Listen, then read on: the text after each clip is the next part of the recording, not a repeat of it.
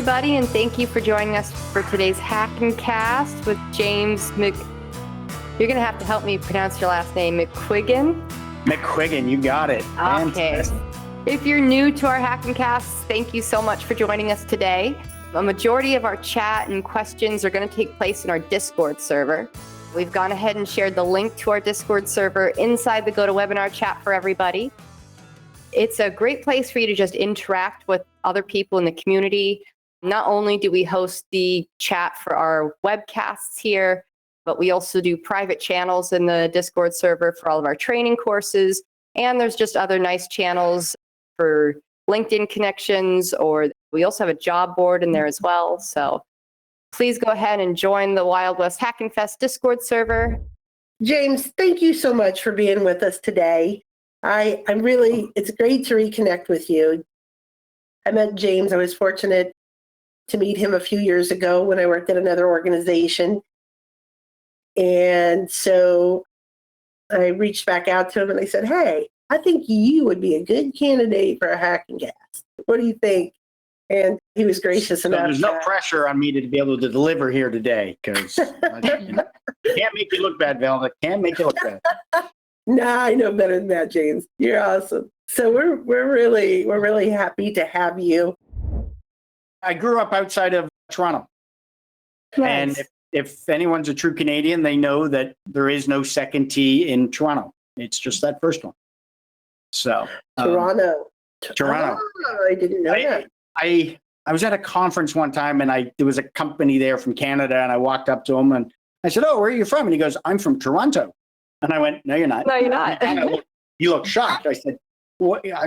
I said, you said Toronto. There's no second T. Come on, Canadians, we don't say that second T. And he goes, well, I always have to say it just to make sure everyone else knows what I'm talking about. And I'm like, just like when you're, as a Canadian, when we're talking with a friend or a colleague and we're looking for affirmation on a statement, we'll always raise our voice at the end. Like, this is going to be an awesome podcast, eh? Hey. Webinar, presentation, whatever you want to call it. Yeah. Yeah, that's where the A comes in, is they're looking for that affirmation, you know? So A? Well, Yeah. and James, I would have not known you were Canadian because I've never heard you say A. Oh, it's when I go out and about in a boat. Oh, yes, golly. Oh yeah, don't you know? Yeah, but that's more Fargo, North Dakota, I think. So That's more of a Fargo. Yep. I hear ya. but I have my Tim Hortons every day. I have that shipped to me, so I can have Canada's best coffee in the world.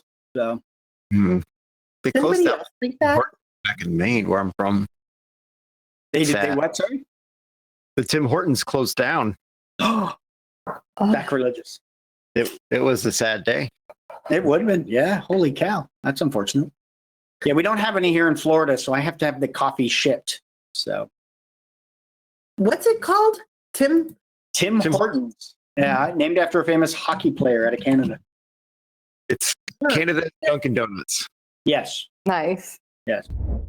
But yeah. And for those of you who are just joining us, this is not the actual webcast yet. This is our pre-show banter. As we like to say, we show up early because you show up early, and you show up early because we show up early. And it's a vicious cycle that we all love so much. We love it so much, actually, that we had T-shirts made because of it. And I know Velda's sporting hers right now. So for anyone else who doesn't know this, the John Strand family of companies, which includes Wild West Hackin Fest, Active Countermeasures, and Black Hills Informational Security, we have a Spearfish general store where you can get all of your swag for Wild West Hackin Fest, grab a pre-show banter shirt. I'm pretty sure Black Hills and ACM have T-shirts up right now as well. So we'll share the link for anyone who wants to grab one of those. Store. So this is where I can get the banter T-shirt. You can get the pre-banter T-shirt here. Yes, indeed. We are also selling 2020 hoodies. So we have a limited supply of the 2020 Wild West Hackin Fest hoodies because you know what? We're coming out with a new one in 2021. I'm so excited about it. And I have my deck of the backdoors and breeches. Nice. Awesome. Just, Yeah, I think I've been looking for a way to incorporate this with my students because I teach college. So I've been looking for a fun way to try and, I know there's an electronic version, but yeah, this is really cool for threat modeling and that kind of stuff. And you know Oh, what? yeah. James, we also do demonstrations too. Mhm. So Oh, cool. our content community team from Black Hills, Deb and Jason would be more than happy to probably set something up if we Oh, can. yeah. I can connect you with them if you'd like. Anyway, so James, you were busy this weekend working on a project. You want to show everybody what you were working on? Because I think it's cool. Oh my God. Yes, I will definitely show everybody. This took up my whole weekend, well, most of the weekend, but all 2,394 pieces or whatever it is, but the shuttle Discovery with the Hubble telescope, working flaps, they go up and down. They've got wheels that go up and down. It comes with an awesome stand. I think it took me about 4 or 5 hours to put the whole thing together. So, Wow. yeah, very, very cool. A lot of fun. The stickers were a pain in the butt, but other than that, it was a lot of fun, worth every penny of it. So, yeah. How many pennies? How many pennies? The first one was a 2 followed by 2 more zeros, and then a period, 2 more zeros. That's very cool, James. That is very Yeah, that's very awesome. So now it sits nicely in my office, out of view, of course. But yeah, so I love the fact that it came with a stand, so it just doesn't sit anywhere. It's nicely displayed and everything else. So yeah, boys and toys. So Boys and toys, what you gonna do? What you gonna do? That's so cool. That's so cool. I love that.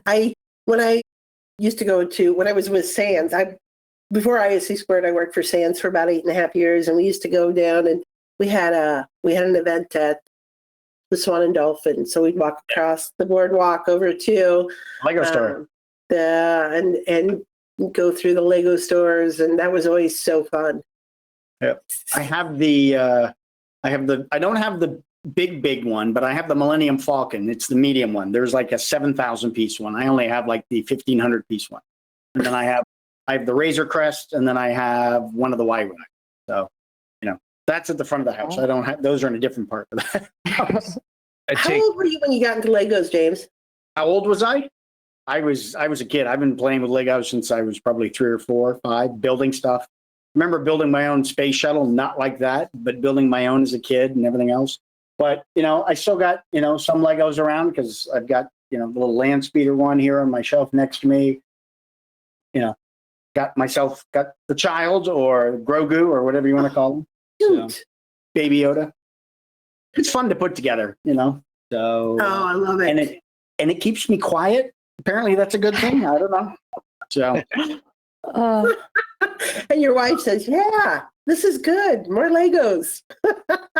More He Legos." keeps saying, "Where are you going to put them all?" I'm like, "I'll find room." Keep them coming. Keep them coming. Heather says, before I got into IT, I wanted to be an astronaut. So I'm super geeked out right now. I just finished, I've got 1 episode left, but on Netflix, there was the whole thing about the Challenger. But the whole first episode is all about the space shuttle program and getting it off the ground, no pun intended, but getting it going and the program and everything else. Then the second episode is covers the astronauts. The third one is the explosion. And then the fourth one is the commission and the investigation. I haven't seen the fourth one yet, but it was interesting just to kind of reminisce about the Challenger and where you were. It's one of those for those of us that are old enough, we remember where we were, what we were doing when we either watched it explode or we learned about it. So I remember I was working at the state of Nebraska. I was a receptionist every day. It was Department of Revenue. May I direct your call? I did that all day long. But I do remember that because I remember the tax commissioner at the time, her assistant was who I reported to. And Gotcha. she came running around and she's like, "Oh my gosh." So I do remember it so well. And it was weird because they had the perspective from the people that were watching there at the Kennedy Space Center and just their reactions and seeing them and then hearing the announcement that the vehicle had exploded. It's like, just gut wrenching. But it's hard to believe that's been over 35 years ago, though, which is what freaks me out. It's like, holy cow. All right. Thanks for making me feel really old, James. Hey, I'm right there. Hey, myself, I'm up there with you. I feel your pain, Kennedy Space Center is a must visit. If you're not in Orlando or Central Florida and you visit, put that on your list because it's worth going. I've been there like 4 or 5 times, and whenever I step in to see the space shuttle exhibit, it still gives me goosebumps. My wife is a now retired social studies teacher, and every year she would take her 5th grade class along with the other 5th grade classes. They would go to the Kennedy Space Center. And when the day would come along, I'd be like, well, I'm taking the day off, and I would go with them and I'd take pictures, but it was always fun. We haven't been out there in a couple of years, but man, we should go back out there. But yeah, definitely a must see thing to do in Florida. I must come down. I must come down. Yeah. I'm the only non-Floridian person here. Yeah. Hey, James, I did want to bring this up here because I know we're getting close to the top of the hour, but I wanted to talk a little bit. I know it's near and dear to your heart is to mine, the Center for Cyber Safety and Education. Just because I love talking about nonprofits, I love talking about organizations such as them. All charities, all organizations like this need cash, but they also need volunteers. And so I was hoping maybe you could just shed a little bit more light. I know you're on the board for them as well, but maybe shed a little bit more light on it. Do a better job than I do when I talk about it. Yeah, the Center for Cyber Safety and Education started out as the ISC Squared Foundation. When Julie Peeler was the one that started that up, raising money to help educate kids, because we realized that at this generation, this level, all of us working in the industry, we were already lost. We were messed up with regards to a lot of proper security practices. So we wanted to, get to the kids at an early age. And so the program of Safe and Secure Online was created. And I remember early 2010, 11, 12, I was going around to schools doing those presentations. They still have those presentations available, but now one of the great things, unfortunately, Julie passed away in 2016, and Pat Craven, who is the director now for the center, had a connection to an artist by the name of Jim Davis. And if you know who Jim Davis is, he is the guy who creates Garfield, the cat. And they entered into a partnership with Jim Davis to use Garfield, the likeness, the audio, the video, and everything else. And they've now created 3 modules that deal with privacy, online posting, and cyberbullying. And it's geared for students between technically 1st and 5th grade. There are presentations available where volunteers can download the presentation and go give it to students at a school or there's a parent's presentation. But the Garfield kits can be, if you got an organization that can sponsor the purchase of them, because each kit is geared for 30 students and it's about $50. And basically, they're not selling it to make a profit off of this. They're selling it because that's what it costs to make it. They have the real Hollywood actors doing the real voices of Garfield and Arlene and Normal that were all involved with that, plus Jim Davis and his team doing all the animation. So it is true Garfield in the truest sense, and talking about cybersecurity for kids.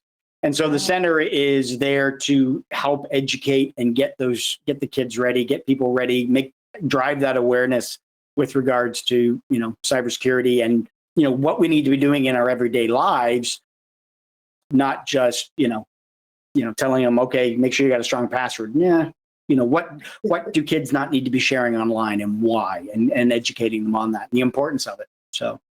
Well, I always love Patrick saying, it's so cool because the grandkid goes home and tells grandma, don't click that link, and I mean, it's kind of that knowledge transfer thing that you get from it. And that's why I think it's so near and dear to my heart, right? And also Patrick Craven is a really cool guy. So He's very cool. Yep.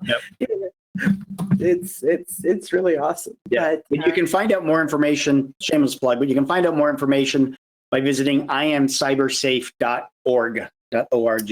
So, and I'll drop that in the live chat. Yeah, I posted it in the live chat. Cool. And I also pinned it. So if you'd like to go there and take a look and see how you can get involved, it's an awesome charity. So Well, good afternoon, good morning, or good evening, depending where you are in the world. I'm real excited to be here presenting for the Wild West Hackin cast.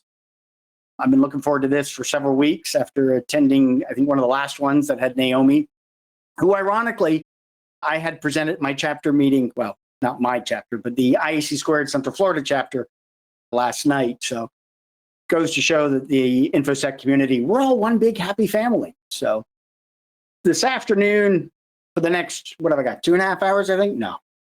For the next hour, 45 minutes or so, I'm going to talk about kind of a concept with regards to security awareness. I'm going to try and not make it boring. I've got some fun stories and things to kind of keep this going. I do have my other screen up, but I can't see the Discord channel. It's not updating it. So if there are questions, I'll get to them at the end. But I essentially want to go through and kind of talk about security awareness 2.0, more than just the PowerPoint presentations that we force upon or we get forced upon us within our organizations, and looking at kind of taking it to the next level. But before we get started, one of the things I always like to kind of share with everybody is kind of like a role play scenario, kind of thinking in your head. But if you discovered in your neighborhood, at your home where we live and is our sanctuary and where we rest at the end of the day, or we've been stuck in for this last year with this pandemic. But if you would learn that people were breaking into homes when they weren't home, the burglars were coming up, they were ringing on the doorbell and realizing nobody was home and going around the back of the house and breaking in a window, climbing in and stealing everything, or stealing electronics, things they could carry and making off. If you learn that's how they were doing the break-ins, you know that there are things that we could do to be able to protect our home. Things like we put up motion sensor lights, or maybe turn on the burglar alarm, or the alarm system that we have, or the monitoring system. You might set up cameras outside so that way you can record any motions. It records it, lets you know. You might even put a beware of dog sign in your front window and accompany that with your doorbell, that when it rings, that it plays the sound of dogs barking and sends your cats into a wild, crazy tizzy. Believe it or not, that I had somebody come to my house. I have the beware of dog sign in my front window, rang the doorbell, the dogs barked, and we opened up the door, and this guy, service guy standing there, had this terrified look on his face. And we're like, "You okay?" And he goes, "Do you guys have dogs?" And I said, "No, it's just the doorbell and the sign." He goes, "Oh, okay, shoot, I'm afraid of dogs." And we're like, "Oh, okay, well, good to know." So he believed that we had dogs in the house, even though we own 3 cats. So, but if you learn about how the bad guys are breaking into homes, then you can go through and take the necessary steps to protect your home. So if you know how cyber criminals are stealing data from other organizations, what can we do to be able to protect that organization? And not just us, whether we're in IT or cybersecurity, but also the people that work in our organization as well. Because as a whole, we want everybody to be able to work together and work to secure our organization. So as Velda mentioned, and we mentioned it in the pre-banter, but my name is James McQuiggan. I'm a security awareness advocate for KnowBe4. I love what I do with KnowBe4. I get to go around and I talk to people about cybersecurity. I'm also a college professor, so I'm trying to help that next generation of security professionals, educating them. I'm the chapter president for the IAC Squared Central Florida. One of the great joys with that is the opportunity to provide networking opportunities for the community, even though it's been virtual for the last year. But even still, getting people on the different connections on our meetings monthly and keeping that community together. Because I know, and I'm hoping by the end of this year, we're going to start having those face-to-face meetings again with everybody together. And as Velda said, I'm involved with the Center for Cyber Safety and Education, helping educate the younger children. So for me, love to talk about cybersecurity. It's a passion. If I talk too fast during this presentation, I apologize. Good thing it's being recorded. You can play it back at half speed and you'll be able to catch it all. Real quick, the fun marketing slide from KnowBe4. We're a security awareness company. We do phishing simulations. We're based out of Tampa Bay. And yeah, so we're all about phishing and security awareness. Okay, so the quick rundown of kind of how I'm going to break this up this afternoon. I'm going to talk a little bit about human nature. And in human nature in the sense of why do we end up falling for phishing attacks. Why do people do that? We're probably, a lot of us IT, InfoSec folks, we are pretty good at spotting a phish. A lot of people aren't. And why is it that we end up falling for that? I'm going to talk about that. And then go over security awareness in general, kind of as a program, tips and tricks, security culture, and why that's important for that next generation. And then wrap it up and we'll do a Q&A and everything else. Okay, so just real quick, does anybody know where a web page goes when it's not feeling well? Yeah, it goes to the urologist. Cool. I think yep, I can hear the groans. Okay, good. I can't see faces, but yeah, I can hear Ian groaning. Good. Okay, perfect. This way I know everybody's alert and awake because there's plenty more of these dad jokes coming because I'm a proud dad. All right, let's talk about human nature. Now, I'm going to skip the video because I was told it doesn't really play very well within this platform. That's okay. I have dropped the video into... Actually, James? Yeah. You want to go back to the video for a second? Because I think I was able to hear it. Yeah, okay. I'll back it up and we'll play it. Here we go. Let me back up one more. Back up one more. All right, here we go. Imagine an information security system so advanced it can learn. Its unparalleled processing power allows incredible features such as facial recognition, intelligent contextual decision-making, and even the ability to detect and react to localized ambient and physical threats. It can instantly assess suspicious activities on the network, as well as in the business environment, faster than any currently available information security cyber threat detection system. Its name? Derek. Yes, your employees. The best security money can buy. Cool. So did it come through okay? I'm going to, hopefully it did, and that's kind of what played out all right. So yes, thank you very much, Lewis. I brought up my Discord channel. I can see it on my other screen. I saw the face palm. That's exactly what I'm going for. So that was a fun little video that we have from KnowBe4 that kind of talks about, the next generation of systems, being able to detect those things. People will say, and I've seen it before, people will go, humans, they're the weakest link. And you're right, they are. But, and there's a big but that goes with that.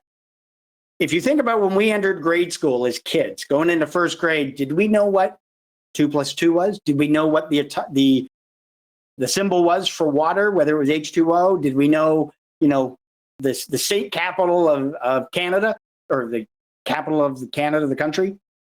Probably not.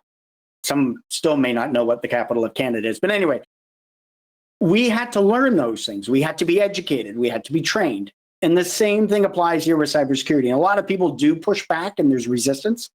But essentially, people are a critical layer within the fabric of your security program, or a security program within the organization. And so this is kind of what I'm going to go through with regards to the human layer. And when we look at the human layer, we're looking at what's the root of the deception of all of this. It's our brains. Our brain's job is essentially to filter, to interpret, and present a reality that we see before us, whether it's something we see, hear, smell, touch. That kind of, our brain is processing all of that information for us. So how many people had to reread that? If you didn't, good for you.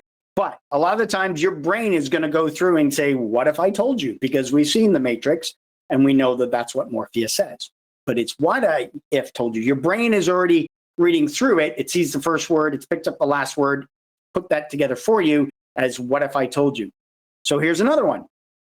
Perception versus reality. The phenomenal power of the human mind, according to research at Cambridge University, it doesn't matter in what order the letters in a word are.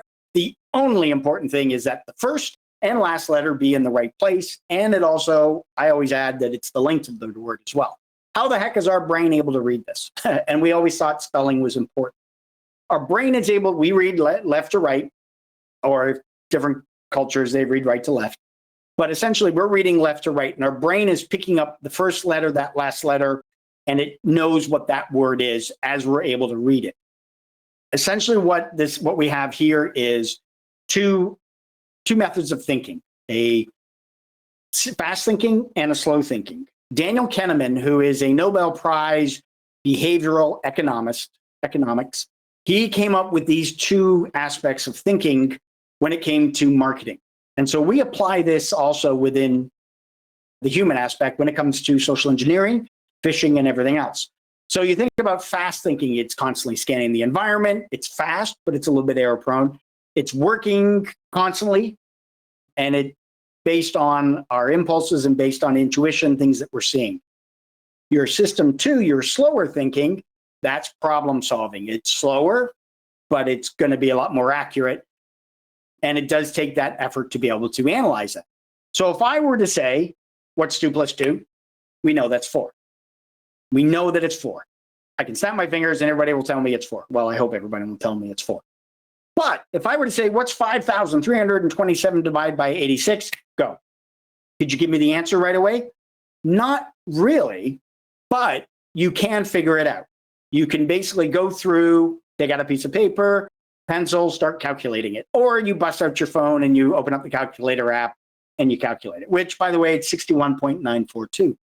But that's that system one thinking versus system two. Yes, we can figure that out. We just have to go through and get a little more methodical and working through the issue. Kind of building on that with regards to that system one and system two thinking is something what we call the OODA Loop. And it's not this, and it's not this. Now, before everybody comes at me and goes, it's not Baby Yoda, it's the child, or it's Grogu. Yes, I know. But when I was doing this presentation a while ago, my wife went, were you saying Yoda Loop? And I'm like, no, but that's a good idea. So that's kind of the reason I threw that in here. No, the OODA Loop, or the Oompa Loompa Loop, but the OODA Loop was created by an Air Force Colonel John Boyd with regards to dogfighting. And it's a model for decision making. So it kind of builds up on that system two thinking that we've already heard. And basically, it's the concept of observing, orienting, deciding, and acting. So we see something, we orient ourselves based on policies, norms, community, we orient ourselves on that, make that decision, and then we act upon that decision. Well, his whole thing with dogfighting was to be able to interrupt that. Something where they see it and then they act upon it. And so basically, cyber criminals want to hijack that, social engineers.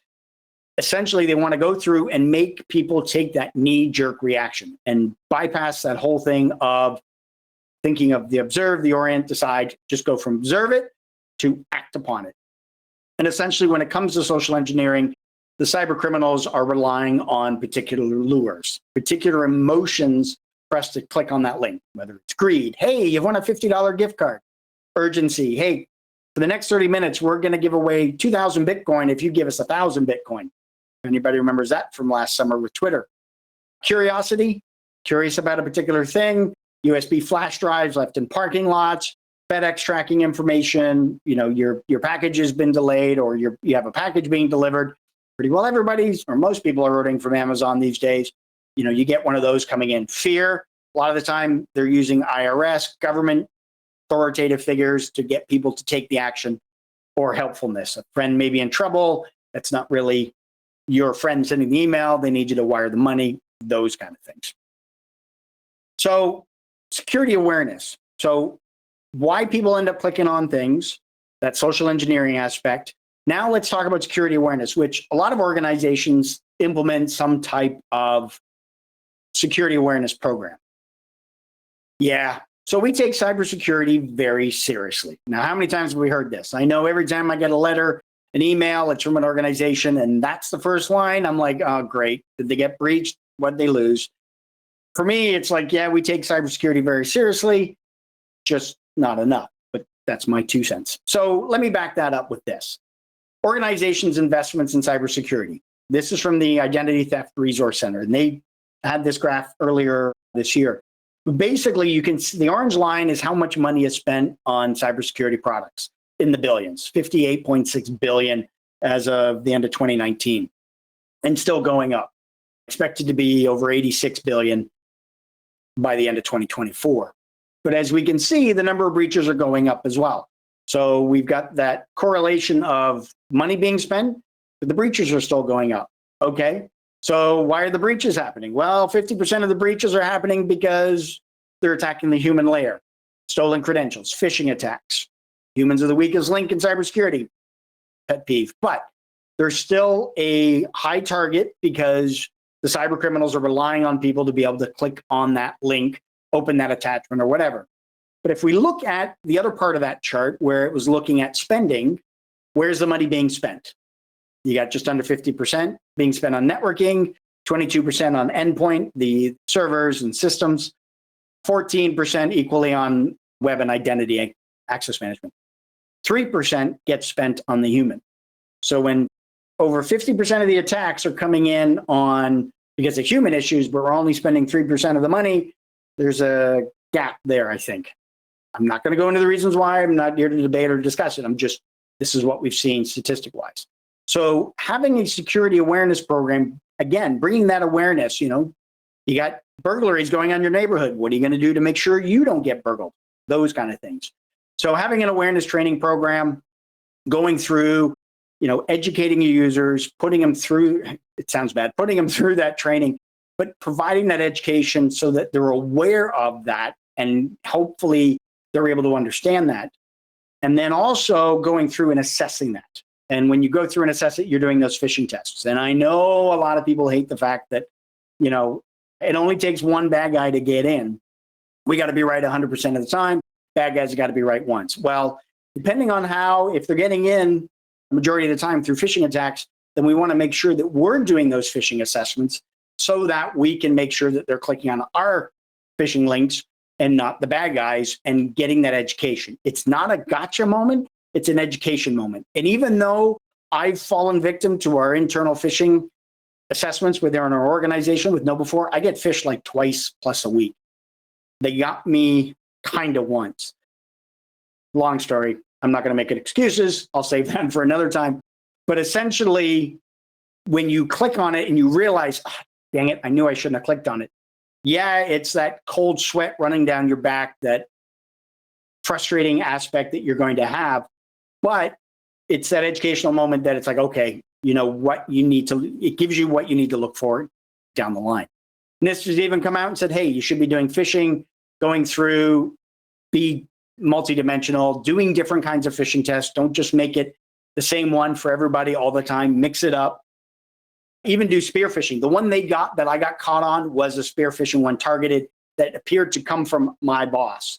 Well, I kind of yelled at him for that one because I don't post anywhere who my boss is. And they crafted it so that it appeared to come from my boss. But in all fairness, it's to the point that, okay, if the bad guys had gotten in to KnowBe4, they got bigger fish. There's bigger problems than me just clicking on a link from my boss versus them getting the organization. They'd have to be dealing with that. But anyway, even NIST has come out and said, hey, start having phishing assessments, no notice. Let them know that, hey, you're being tested, but don't tell them when, how, and everything else. So who's at risk? Essentially, when we look at the studies that we've done through KnowBe4, small, medium, large businesses, you got healthcare in there a lot. They're up in the high 45, 49%. So we're talking before, hey, you only need the one person to get in. Well, when it's almost one in every two people in your organization opening up that front door for the bad guys, as security people, we got to work to make sure that we reduce that risk of somebody being able to click on that link. When you don't have any type of training or any type of assessments going on, the average that we saw was around 38%. So one in about every 2.5 people. So out of an organization of 1,000, that's 250 people clicking on links and opening up the door for the bad guys. Do some training after about 90 days. Now you drop down to about 15%. So now it's about 150 people out of that 1,000. A little more manageable. After about a year, you're pretty well looking less than 5%. As long as you're doing the phishing assessments on a regular basis, and it's not just, once a quarter or once a month, you want to be doing it on a regular basis. And if you get down to 5% in 3 months, then that's great. Then you either start making them harder, or you can then start lessening the frequency because you know that you've got your folks that are certainly becoming a lot more aware of those phishing attacks. And we're always updating the templates. It's never just the same one that's out there. Some of the top 10 general email subjects, password checks, vacation policy updates. Anytime you start making changes to policies in an organization, people are curious because they got to know how it impacts them, ego. They want to know what impacts them and is it going to affect their paycheck. Anything dealing with money, it's always a big one as well. Accounts suspended, that's always a top one as well. When it comes to social media, that's always a big one. Now, personally for me, I don't have my social media tied to anything related to my work email address. So if something comes in that says, hey, look who tagged you in Facebook, look who tagged you in Twitter, look who posted about you in LinkedIn, I'm like, no, they didn't, because it's not related. It's not tied back to my work email address. It's separate altogether. So a lot of that for me just gets out I just, report. But if it shows me that a lot of people still do actually tie their work email address to their LinkedIn profile or Facebook or whatever, and it could be because they own a small business and it's just a sole proprietor, and I understand that. But also at the same time, you want to try and keep that separation as well. Top 5 spoof brands, you got Microsoft, UPS, Amazon, Apple. Zoom came on the scene, of course, last year. We all know how much fun we had with Zoom, good, bad, or indifferent, but we've still seen a lot of phishing emails that come out with regards to that. 87% improvement overall, which is cool. Why is it cool? Well, now you don't have to have an IT person. So many IT people dedicated to reinstalling images. If you've got folks that are, constantly clicking on links and falling for those phishing attacks, and whether you've got a policy that says, okay, we got to wipe your machine because we got to make sure, when you get those, you decrease the phish prone percentage, then you've probably got less folks that are having to reimage those machines overall, or the less opportunity or potential for somebody doing that. So, but the other cool thing is people have security on their mind. They're a little more vigilant. They're taking that system to thinking, that more methodical thinking, and applying it to their email. So security awareness, secure behavior aren't exactly the same thing. There's that knowledge intention gap. And of course, mind the gap for those of you that may have been in London. There's 3 realities of security awareness and culture that we look at. And then the first one is, just because I'm aware doesn't mean I care. Yeah, I can take the training program, I can go through, doesn't mean I care. I'll check to make sure I'm not clicking on links at work, but why do I need to worry about it at home? If they click on it at home, what are they going to get? My pictures and my contacts. They don't worry about that. So if you try to work against human nature, you're probably going to fail. And a lot of this comes down to the rogue IT groups or the shadow IT groups that are out there. They're trying to get a product off the ground or an application or a service, and they spin up an Amazon or an Azure cloud service, and then they drop all the information out there. IT doesn't know about it, or they're doing it on themselves. And so a lot of the time, it's a matter of having to work with the different organizations. The biggest issue, of course, everyone sees is, we're the department, and no, they don't like us. We walk in the room and it's like, oh, here's security. But at the same time, we're trying to work with them and convince them that, hey, what we're trying to do is to protect the organization, reduce the risk of the bad guys getting in. We don't want to just be putting databases out in the cloud if they're not properly secured. And we're still seeing that happening. Most importantly, what your employees do is way more important than what they know. If you're seeing employees that are shredding those confidential documents, that they are, not that you can check really, using the strong passwords, but they're becoming more aware of the phishing assessments going on, that kind of drives in a big part as well. 3 truths about human, and this is from BJ Fogg, who's kind of the grandfather of behavioral design. But 3 truths about human nature. We're lazy, we're social, and we're creatures of habit. Now, I don't mean that in the sense of we're lazy, we're sitting on the couch eating bonbons, eating ice cream and watching TV all day. No, we're lazy in the fact that change is good if we're doing it. But, when change is put upon us, it's like, don't I have to take this training? Don't I have to do that? We are very comfortable in the way that we do certain things. And so having to change or make those adjustments sometimes kind of emphasizes on that whole lazy part. Socially interactive, like being around people, interacting with people, and we're creatures of habit. Especially now with us all working, or most of us working from home, we get up in the morning, we feed the cats, we make the coffee, we take a shower, we shave, we come into our office and we start working, we take lunch, we finish at the end of the day, we have our dinner, we sit down, drink our bourbon in the backyard, get up, rinse, wash, repeat. Those are the aspects of creatures of habit.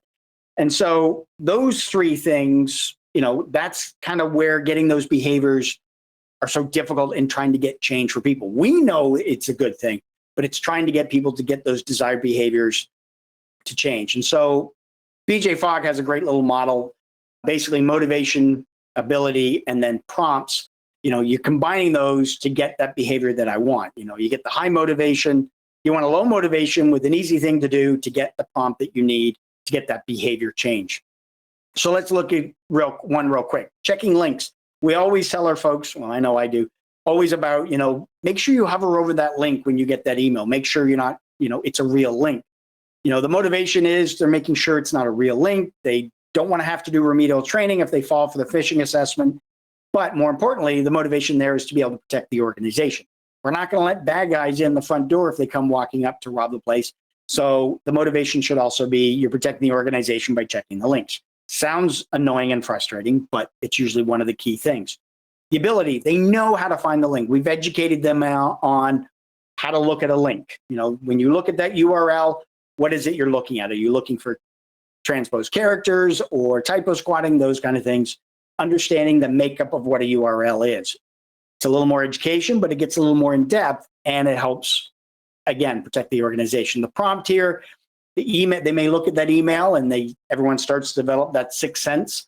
It's kind of strange. You're not expecting it. It's from somebody you don't know. They know they've had the training to be able to spot them.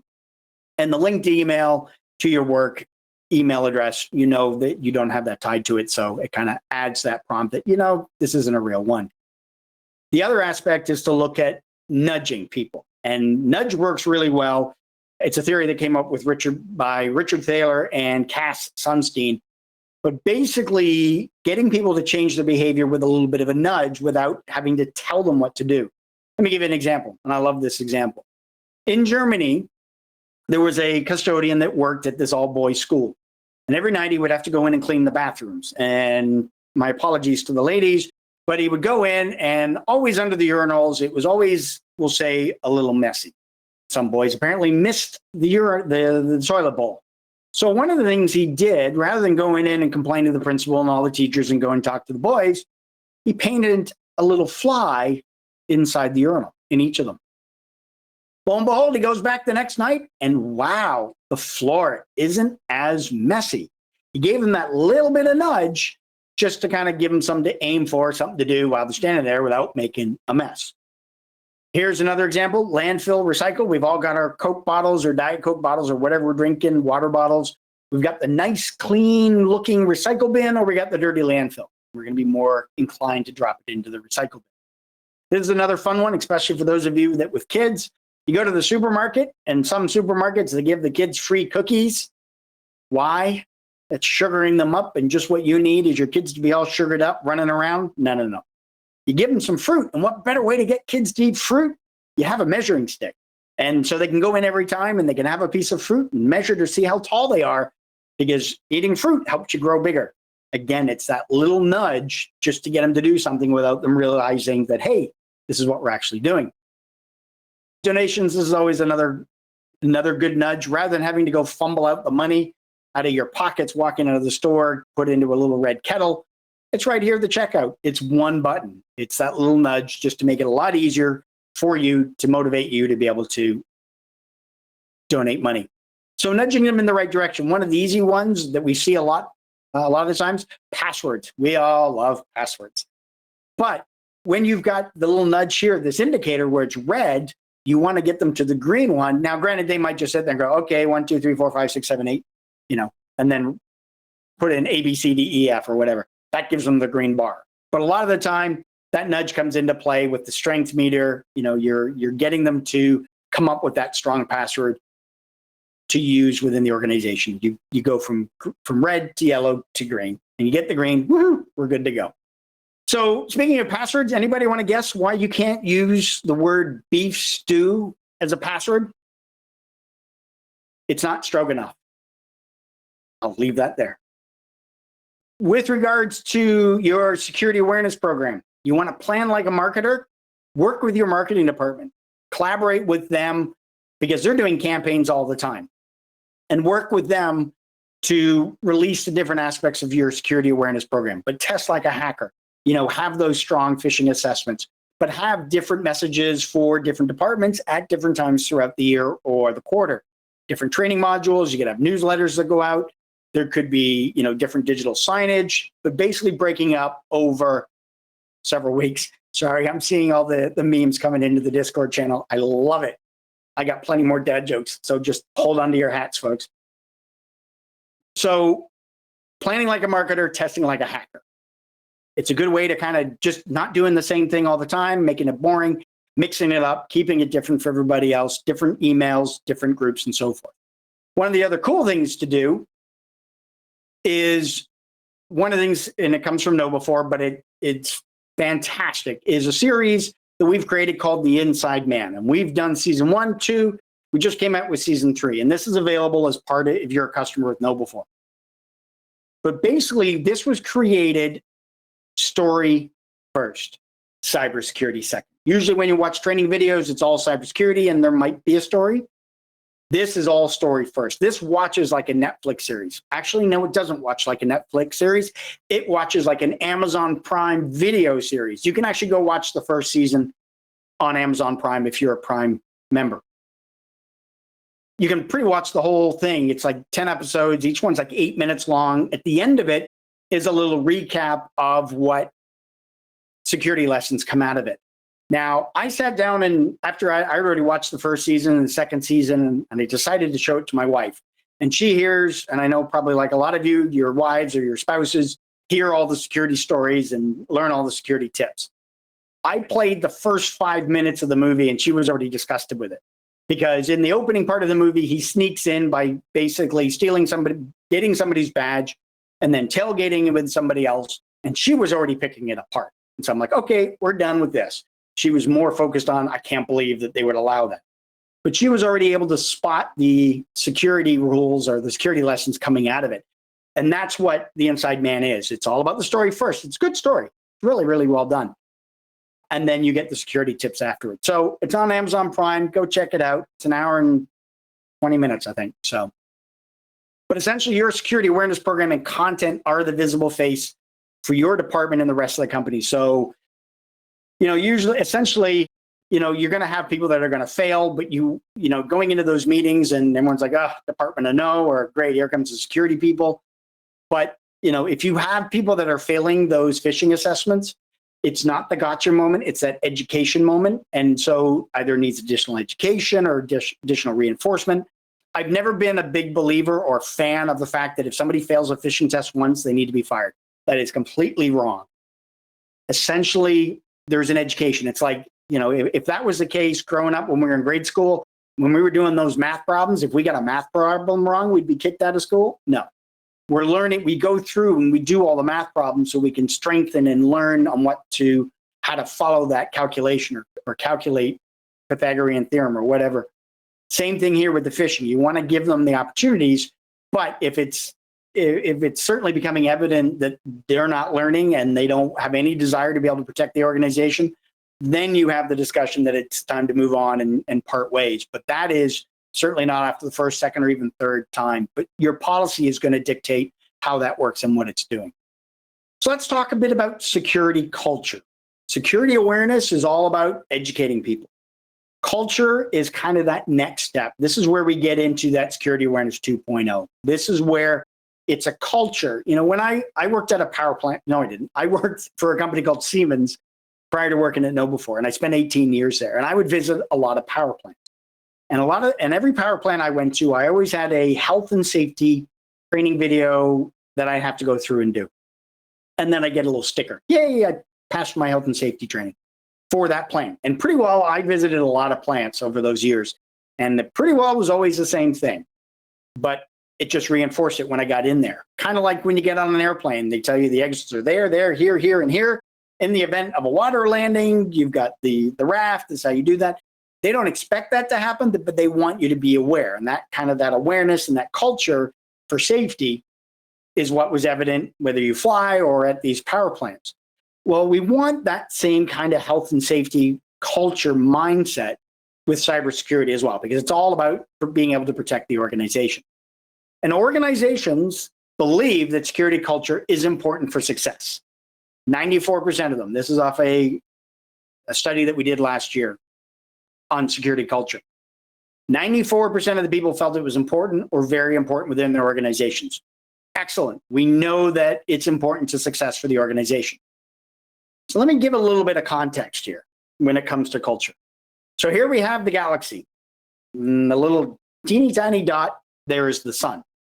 Well, we can kind of compare that little tiny bit of the sun compared to the universe to the size of our security team compared to possibly the size of our organization, especially if it's an enterprise or you've got 2 people in your security team and you've got 2,000 people that work in your company. So the question becomes, how can something like the size of the sun in the galaxy influence in a sustainable and effective manner? Kind of like some days it feels like this, but it feels like someday. Why is that there? Okay, anyway, but the InfoSec team, this is pretty recent. You know, you're kind of like digging out the big hole for the organization to make sure that, you know, we're not kind of stuck adrift. But that's what it feels like some days. Oh, yeah. The security culture report just came out from KnowBe4, kind of delves into a lot of what I'm going to kind of talk about with regarding culture here going forward. We did this survey, over 300,000 people surveyed, 1,800 organized, 49 countries. You can see all the different sectors, but I'm just going to break down really quick. I'm not going to spend a lot of time on this, but essentially we were able to come up with scores based on the questions across all the different industries. So like I had with the phishing benchmarks, here's the kind of like that culture benchmarks. You got financial services and banking, technology, insurance, consulting. They're up there, your top 5, 75, 76. But in the grand scheme of things, we're looking for culture scores above 90, and the highest is about 76. So it tells us overall the industry's got a long way to go. And if you want to learn more about the research and the statistics and all the information, go get the report, or I can, do I have it? I think I might have it. If I've got it, I'll drop it into the Discord channel. But essentially, you know, you get, one of the questions was, we do not receive enough training in information security. 20% of the people believe that they don't get enough. 57% said, yeah, I would notice if my system was compromised, yet we're still seeing that high rate of attacks coming in with the different breaches. But the concern now becomes is, how do people define culture? Because 29% said it's compliance to security policies. 22% says, hey, it's everybody's problem, responsibility. 24% said awareness, understanding of security issues. 14% said it's advocacy and support. 12% said security is embedded in the organization. So we've defined security as the ideas, customs, and social behaviors that impact the security of your organization. And it breaks out into 7 different dimensions. Attitudes. I like something, I don't like something. I kind of like it, I don't kind of like it. But your attitude, how you react to cybersecurity, how you react to health and safety, how you react to the Mr. Meat in the cafeteria that week. You know, that's your attitudes that you're going to have towards that. Behaviors. You know, this is really what the goal is those behaviors I mentioned earlier, that behavioral gap between security awareness and secure behavior. These are the activities, the actions that your employees are taking within the organization relating to a specific concept or behavior that you're looking for. The cognition, essentially, it's understanding it and doing it. The norms, these are the unwritten rules. This is really fascinating because that's really where the culture is, in the unwritten rules, where if you've got somebody tailgating and you have another employee going, why are you letting them in? They don't have a badge. They got to go see security. That's that unwritten. There's a policy that supports it, but really there's the norm of people recognizing that, no, they don't get to come in if they don't have a badge. Responsibilities. We always like to say, hey, everybody in the organization has a responsibility to protect the company. Yeah, but that's security's job. True. But you also have that responsibility to make sure you're protecting your organization so you can protect your job as well.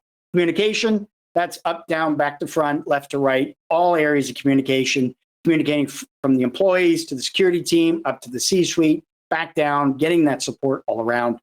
And then, of course, compliance, understanding that, you know, what the policies are relating to that culture, relating to that behavior that you're looking to achieve. Organizations that have a poor security culture, you know, one of those ones on the lower in that chart, they demonstrate basically they're 52 times more likely of employees sharing credentials, either through a phishing attack or through a vishing attack or whatever. But based on the statistics and the research that we've done, seen that, those organizations 52% more likely or times likely to do that. Password hygiene, just another quick stat, but basically short and simple password are not helping hackers.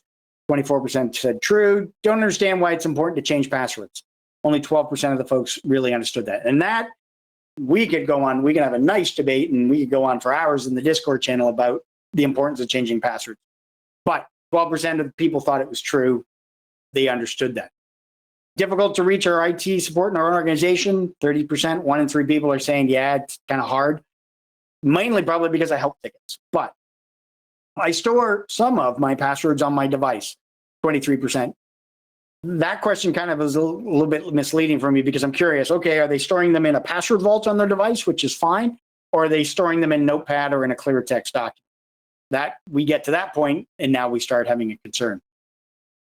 Understanding the critical nuances within your organization and the culture. It's going to depend on the region, north, south, east, west of the US, East Coast, West Coast, Central, the different departments, R&D versus finance versus C-suite versus whatever.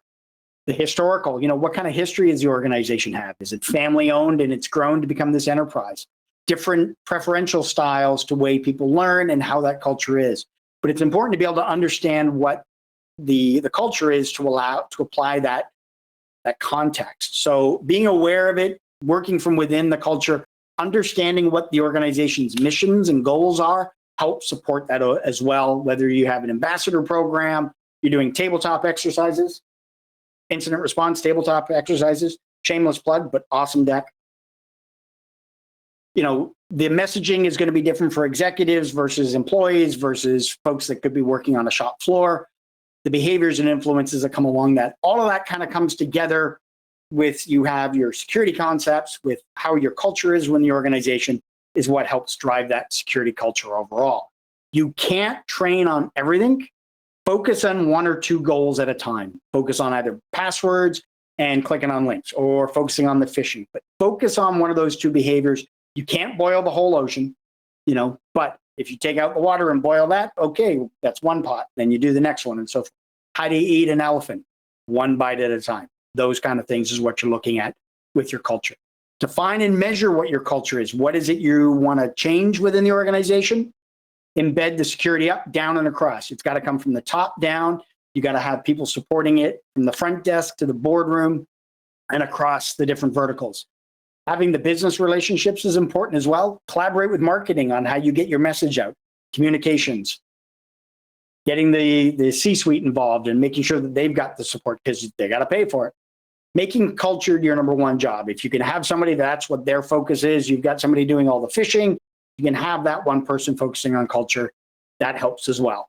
And get specific. The behaviors, if you adopt them, what's going to give you the most benefit for that organization? Focus on those 1 or 2 or 2 or 3. And then is it something that you're able to take on right now? Kind of pretty well any kind of project you take on, you would ask these kind of questions. Same thing applies here.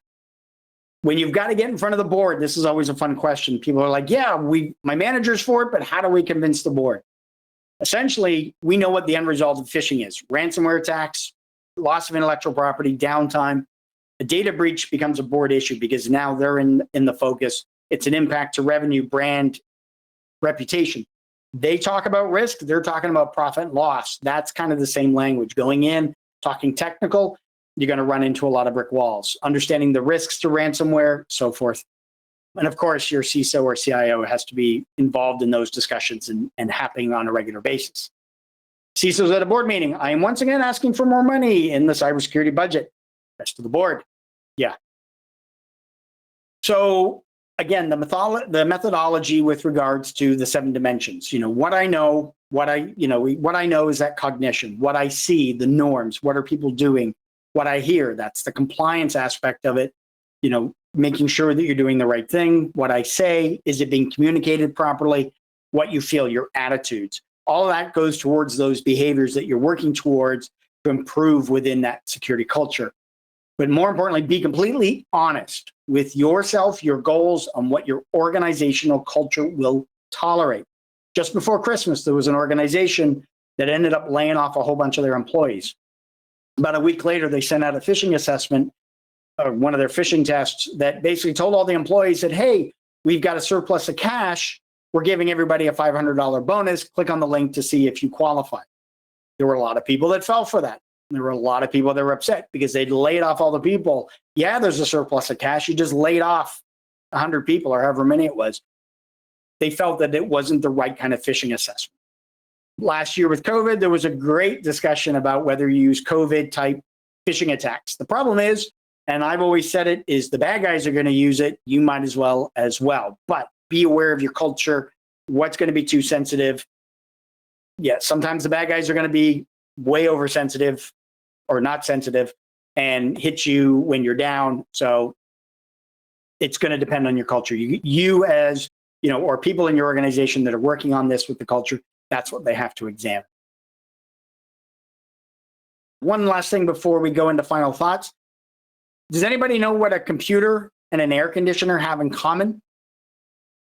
Yeah, they're both useless when you open Windows. Yep, I hear it. Okay, good. Everybody's still alive and going out there. Good to hear. All right, so let's wrap it up with some final thoughts. I mentioned earlier, where's all the money being spent? We're spending more money on cybersecurity because we're having more breaches. It's kind of like that catch-22. But, 3% is only getting spent on the human when we've got 50% of it, of the attacks coming through because of that, or greater than 50%. We've got our network, we've got our identity, the web, the endpoint. We've got all the technologies there. Now we want to make sure with the human layer, we're focusing on that, having that ability to be able to mitigate the social engineering attacks. Humans are the de facto top choice for cyber criminals because it's the human element. They want to disrupt that OODA loop, get the people to click on the links, and gain access into the organization. With enough security awareness, doing the phishing assessments, getting that phish-prone percentage down, that's going to help your awareness program and keep with your due diligence. But then you've got your culture as well. Getting those behavior objectives, whether you're focusing on phishing, vishing, patching, passwords, whatever behaviors you want to change, and then being able to measure it, whether the phish-prone percentage or a risk score. But also it's important to be able to motivate the employees.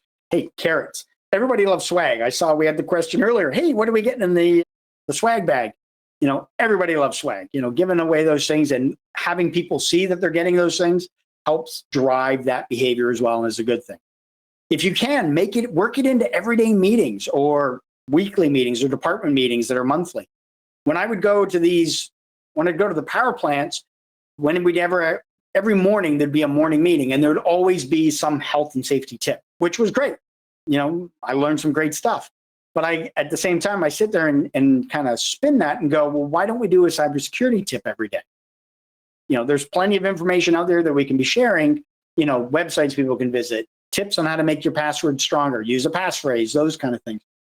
Add that to the meetings. It only has to be 5 minutes. It doesn't have to be a 45-minute presentation. Just do it for 3 or 4 minutes just to kind of help drive in that culture. One of the things we've kind of put together, the 10 phases of organizational security awareness. I could do a whole hour just on this slide, but I'm not. I'm going to do like 30 seconds. But basically, this is kind of that wheel of progress of, where are you within your organization? Our increased awareness for your InfoSec and IT teams, I think everybody's doing.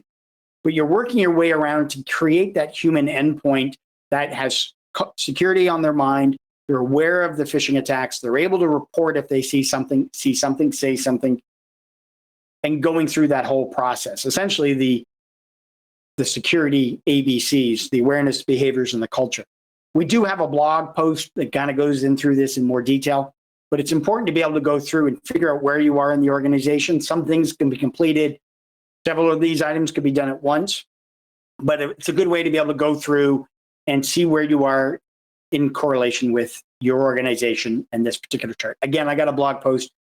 I've got a link for it at the end of the slide deck, and it's in the slide deck that's already on the Discord channel. Finally, anybody want to guess where singers, music theater singers, where they like to buy their computers, or what kind of computers they like to buy? Adele. So I want to thank you all for your attention. I've been seeing the Discord channel fly by with comments. I'm going to have fun looking through all that, reading through it here this afternoon. I think we still got some time if we got any questions in the chat. Let's see here. Tim Hortons virtual. In your opinion, do you think NIST will it somehow soon have to include revisions to talk more about ransomware? Yes, I think, Kevin, your question, yeah, with regards, I know that they've had some aspects of ransomware, but I know they've been updating, especially with the phishing.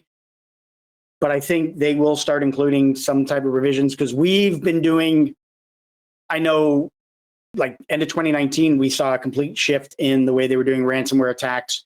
It wasn't just encrypting, now they were stealing the data as well. Perfect. Okay, so no other questions. Anything out in the Discord channel? I can do this all day. Yes, I can. And I didn't give you all the jokes either. So I got to save some for hopefully another presentation. So swag. Ryan. And here we are, all back together again at the end of this. James, thanks so much for this presentation. It was great. I remember one time when I was at Sam's, we used to have the phishing emails. And I had ran to the grocery store to pick something up quickly, and I came back. And I got an email saying, this is UPS. We tried to deliver something, and I was expecting something. Yep. And I got busted. Yep. So. Usually, nowadays, I mean, when I'm on my phone, if there's an email I'm not quite sure about, I'll come to my computer. I'll save it. You know, if it's that urgent, then if I can't get to my computer, I can't get to it. But usually, I mean, the one that came from my boss that they got me on, I was in the kitchen and I'd seen it, and we had just been talking about connection issues and all that kind of stuff. And it said her name on it. And I'm like, oh, okay. But this is where the complaint comes in. On my phone, when I tapped on it, because I have Chrome and Safari and Brave loaded, for whatever reason, when I tapped the link, it popped up and said, which browser do you want to use? Well, I never selected a browser. I realized it kind of gave me the pause to go, hang on a second, there's something weird about this. And then when I came back to the computer and I actually covered over the link and saw that it wasn't legit, I'm like, oh, okay, and then reported it. Well, apparently, half an hour later, I got the email that said, hi, you clicked on a link. Guess what? You got remedial training. And I ended up going to talk with the folks about it. And they said, even on the iPhone, Google caches, because it was in the email client, but there's a cache that goes on when you click the link, even before you pick the browser. There's some cache that goes on that triggered it for them. So I'm like, okay, you got me on a technicality, but they got me. So we're all going to get phished. Sooner or later, it happens. Oh, I like this. I've already got somebody going, hey, I sent you something in your email. I just need you to click on it real fast and take a look. No need to get back to me. It's very important. Ah. And that's from our good buddy Ian, right? That's from my good friend. Yeah, he's local. He runs B-Sides Orlando, and we've collaborated on a lot of different things. I presented for B-Sides. He's presented for the chapter. We've worked together on summer camps. Ian and I, we go way back. Good friend. Ian, good friend of the Wild West Hackin Fest too. Yeah, he'll be doing a workshop for us at Wild West Hackin Fest. It's an awesome workshop. Everybody should check it out. The equivalent of hovering over a link when on a phone, it used to be you could put your thumb down and hold it and it would pop up the link. But even now, that's not working as well. Usually, if it's on the phone and I'm not sure, I wait until I can get in front of a computer. That's just my personal preference. But if your phone, if you can hold your thumb on the link on your phone and it doesn't launch the website or even in a preview, then that's the way to look at it. They're asking if you can confirm security awareness would be more about educational drives. Isn't security awareness a subset of security culture? I will agree. I agree with that. Your culture is kind of the whole thing. Awareness is just the educating part. It's making you aware of it. And then your culture is accepting that and then moving forward with it. But yeah, it's right now, because of the way we've been doing cybersecurity awareness, it's always been the awareness. Now it's like, okay, everybody's getting the awareness. Now we got to make that part of the organization. We got to make that part of the culture. So it's kind of been the horse before the cart. But in reality, we want that cart, your your culture is driving your awareness. I like Ninja Buttercup who says, I hate hackers, dang it. Yeah. Well, hackers, there are good hackers out there. It's it's what I call cyber criminals. Those, there's good hackers and bad hackers, and the bad hackers are the cyber criminals, white hats, black hats, whatever you want to call them. But yeah, when I refer to people doing bad things on the internet, those are cyber criminals. I have a lot of good friends who are hackers. So ethically correct the launch of phishing campaign with subjects such as COVID. We had this case, manager is very upset about it. Yeah, again, this is going to come back to the culture. We had that discussion last year. And even our chief evangelist, Perry, went out and said, we've got the templates to use if you want to do COVID. But again, it's going to depend on what your organization is comfortable with. If your management feels fine that you're not going to do any type of COVID information or any type of phishing assessments, let your employees know, because then this way, if somebody does send in a phishing email that is COVID related, your employees go, we're not getting anything related to COVID. This is crap. And they'll report it, delete it, do whatever else. So it comes down to whatever your organization is going to be comfortable with. If you do it with COVID, then people are aware of it. Then they go home and they can start spotting, they understand where is the real place they should be getting COVID information from the CDC, from local governments, that kind of thing, not from, a website called whocdc.com or something. A question from Carl asking about, I think he's talking about URL shorteners. Yeah. URL shorteners are always, when you get those, that's where we start kind of asking the other questions of, am I expecting this email? Do I know the person sending it? There are websites, you can copy the link and you can paste it into, and I don't have the websites handy. I can dig it up. I'll drop it in. I'll make a note to drop it into the chat. But you can go out and drop a shortened link into these websites, and it'll tell you what the actual website is. And then from there, you can make the decision. Nice toolbar, Excel, Windows, PowerPoint. Now I know what S you're running. Sure, go ahead. I don't care. Oh, yeah. Yeah, and if you're really good, you can tell what VPN we're using. And I have a Logitech clicker, and yeah, I'm plugged in on battery. Yeah. Exposing all your secrets. Oh, I got plenty more secrets. Yeah. Awesome. Well, James, thank you again for being with us today, and we hope you'll come back and join us again. I will be sending you a challenge coin as a thank you. Maybe we can get you and Ian in the same room. That would be quite entertaining. I have It's fun when Ian and I are in the same room together. We always have a good time. Yeah. I would love that. Ian and I have been in the same room in like 18 months, I think. So the two of us are overdue to be in the same room and do a presentation or something together. Well, we'd love to oblige that. So let's see if we can make that happen very soon. What we can do to make that happen. All right, Ian, you and I will talk, buddy. And with that, I hope we see you all in the next one. Take care, everybody. Thanks. Thanks again, James. Have a great week, everybody.